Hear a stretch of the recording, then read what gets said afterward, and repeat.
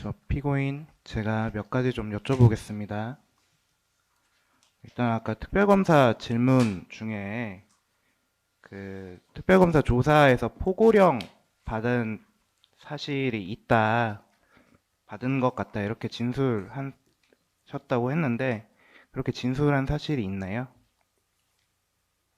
네, 있습니다. 그렇게 된 이유가 그 변호인하고 동석해서 조사를 받다가 변호인을 퇴장시키고 피고인과 그 조사하는 담당 검사가 CCTV를 열람한 다음에 피고인이 이제 변호인하고 상의를 따로 하신 거죠. 네, 같이 상의를 했습니다. 그때 그 동석한 변호인이 뭐 모든 것이 다 기억 안 난다고 진술하면 뭐 전체적으로 어떤 어려움이 생길 수 있다. 이렇게 조언을 해서 포고령은 받았다고 이렇게 진술을 바꾸신 건가요? 그 하나의 이유는 아니라고 생각합니다. 다른 이유는 뭐가 있습니까? 아까 그 CCTV를 보면서 한 6명 정도가 내가 가지고 있는 보고령을 다 만약 읽었다면 또는 뭐 소유했다면 그거는 당연히 저 CCTV에 나오는 거를 가지고 나오지 않았겠냐 하는 거. 그 다음에 또 김용호 장관의 진술 조서를 뭐 보여준 거, 뭐 이런 것들이 다 같이 좀 적용이 돼서 제, 제 개인적인 그런 거는 아니지만 그냥 저 보고령을 받았다고 얘기를 했습니다.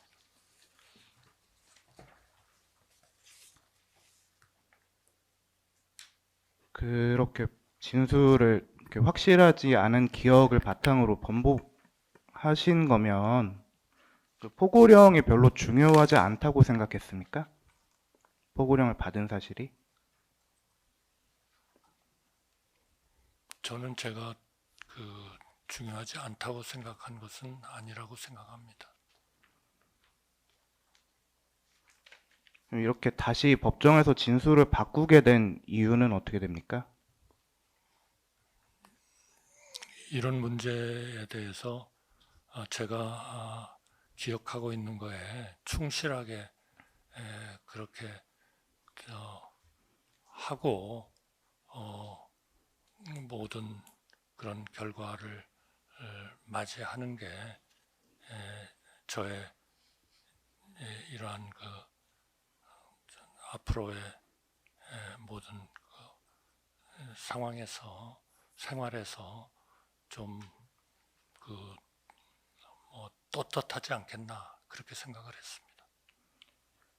포고령 받았다는 사실이 중요하게 다가와서 바꾸신 건 아니고요. 저는 그건 아니라고 생각합니다. 몇 가지만 좀 더 여쭤보겠습니다. 그 윤석열 전 대통령이 12월 3일 날 뭐 집무실이나 대접견실에서 국무위원들에게 뭐 국회 탄핵소추, 뭐 예산 삭감, 뭐 이런 폐악질 때문에 국정이 마비된 상태다. 뭐 이런 얘기를 했습니까? 그와 뭐 유사한 말씀도 좀 하신 것 같습니다. 그래서 이런 것 때문에 비상계엄을 선포하겠다. 이렇게 얘기한 건가요? 저는 정확히 그것 때문에 비상계엄을 선포한다 이렇게는 거기에서는 들은 것 같지 않고요. 그 다음에 12월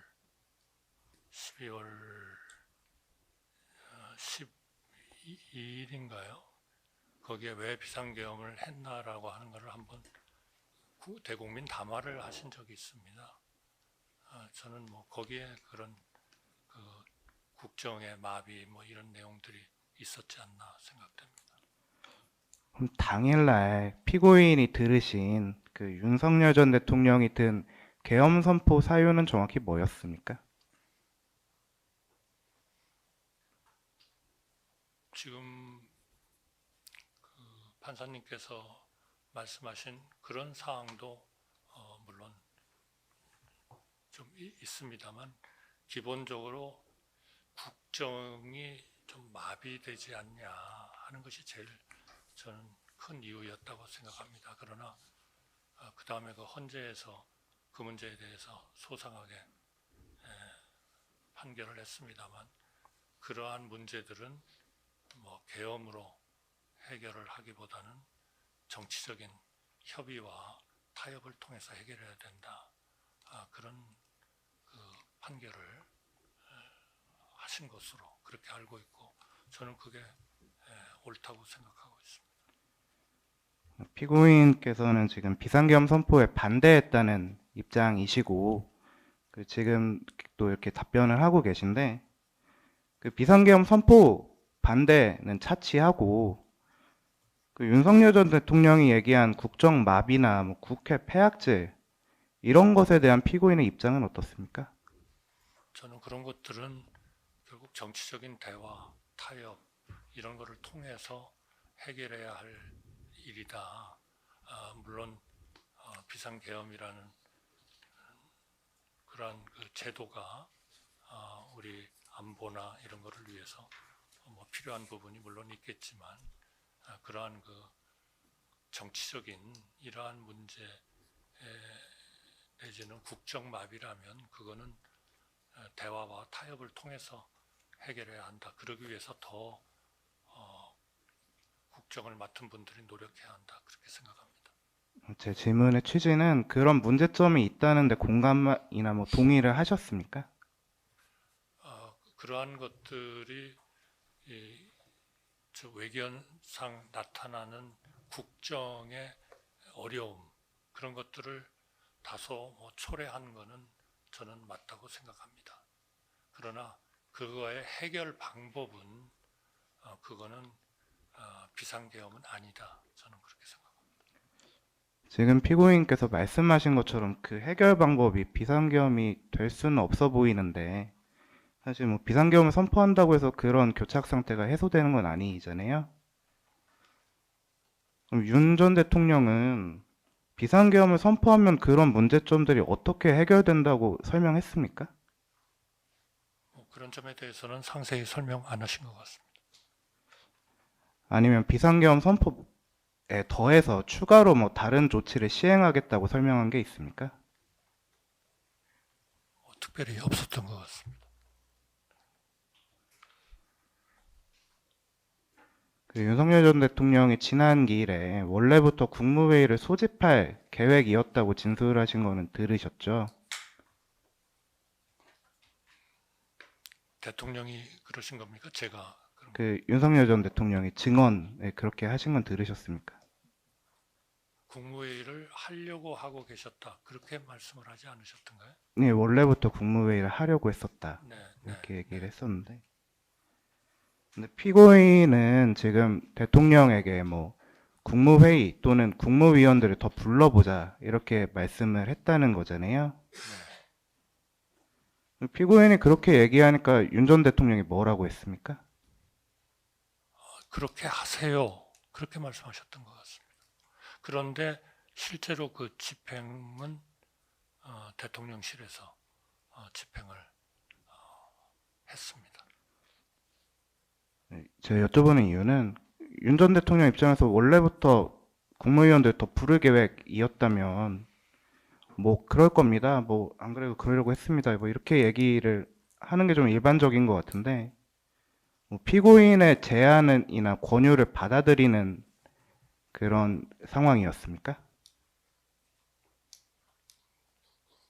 글쎄요. 저 어느 경우에 보면은 여러 그 본인이 결정을 만약 하고 있었더라도 누가 와서 얘기를 하면 그거를 뭐 받아들이는 그런 경우도 있겠죠. 아니면은 본인이 전혀 생각이 없는 것을 건의를 받아서 받아들이는 경우도 있고요. 공소장에 그 피고인이 비상계엄 선포 전에 그 국회 예결위 나가서 뭐 계엄을 선포한다는 것은 결국 국회의 기능을 정지시킨다는 얘기냐 이런 발언을 하였다고 기재가 되어 있는데 그런 발언을 한 사실이 있습니까? 저는 제가 직접 확인은 안 했습니다만 속기록 같은 데 있으니까 그런 얘기를 했을 겁니다. 그러나 그 취지는 계엄이라는 것은 정말 해서는 안 되고 있을 수가 없는 일이다 하는 것을 강조를 한 것이지, 어떤 분이 얘기하는 것처럼 그것이 마치 그 계엄이 없다는 얘기를 하면서 국회에 대해서 뭔가 그런 거를 가하려고 하는 그런 뜻을 미리 알고 얘기하지 않았냐. 제가 어디선가 그렇게 읽은 것 같은데 저는 전혀 그런 건 아닙니다. 저는 어쨌든 비상계엄이라는 거는 있을 수가 없는 일이다. 지난 40몇 년 동안 없었고, 또 우리나라의 전체적인 그 발전 정도나 이런 걸로 봐서, 또 우리 국민들의 그 비상계엄에 대한 여러 가지 트라우마, 또 뭐 인권 문제 이런 것들로 봐서 절대로 있어서는 안 된다고 생각합니다. 왜 그걸 윤석열한테 말씀하시기로 했습니까? 비상겸을 하기 전에. 저희가 지금 그런 여러 가지 장관들이 그런 얘기를 하여튼 나름대로 열심히 저는 했다고 생각합니다. 물론 뭐 성공하지는 못했습니다만 앞으로도 더욱더 그런 문제에 대해서는 저희가 뭐 어떤 상황이 되든 더 하여튼 열심히 해야 될 그런 일이다 그렇게 생각합니다. 근데 계엄을 선포하더라도 뭐 법률상 국회 기능에는 아무런 영향을 미칠 수가 없잖아요. 근데 왜 국회 기능을 정지시킨다는 예를 드시게 됐습니까? 누가 그렇게 그 피고인이 국회 예결위에서 계엄을 선포하면 결국 국회 기능을 정지시킨다는 얘기냐 이렇게 발언을 하셨다고 아까 말씀을 하셔가지고 네, 그거는 뭐 제가 법률적인 지식도 뭐 부족했을 거고요. 그리고 무엇보다도 계엄이라는 거는 정말 있어서는 안 되는 거다라고 하는 거를 막 강조하기 위한 그러한 거였다. 그렇게 좀 말씀을 드리고 싶습니다. 오늘 진술하신 게 그 뭐 군 병력이나 경찰력이 동원될 거라는 사실을 대통령실에서는 알지 못했다 이런 말씀이신가요? 국무위원들은 대부분 알지 못했다. 그런 말씀을 드리는 겁니다. 피고인은 어땠습니까? 저도 몰랐습니다. 그럼 아까 그 정부 서울청사 그 집무실로 복귀해서 TV를 볼 때야 알게 되셨습니까? 네. 근데 충분히 예상할 수 있는 거 아닙니까? 네. 비상겸에 뭐 군이 동원되고 이런 것들은 역사적 사실에 비춰보면 충분히 예상할 수 있는 거 아닙니까? 아니, 그런데 지금 판사님께서 말씀하신 국회에 들어간다든지 하는, 만약 그런 일이라면은 그거는 현재 우리 법이나 이런 것에 의해서 안 되도록 돼 있는 거 아니겠습니까? 군 동원될 수 있다는 건 예상할 수 있는 일이죠. 그러면 그거는 이제 정상적인 그러한 그 계엄일 때 그렇겠죠. 뭐 군사적인 뭐 문제가 있다든지. 그러나 할 수 없는 일들이 분명히 있는 것이라고 생각합니다.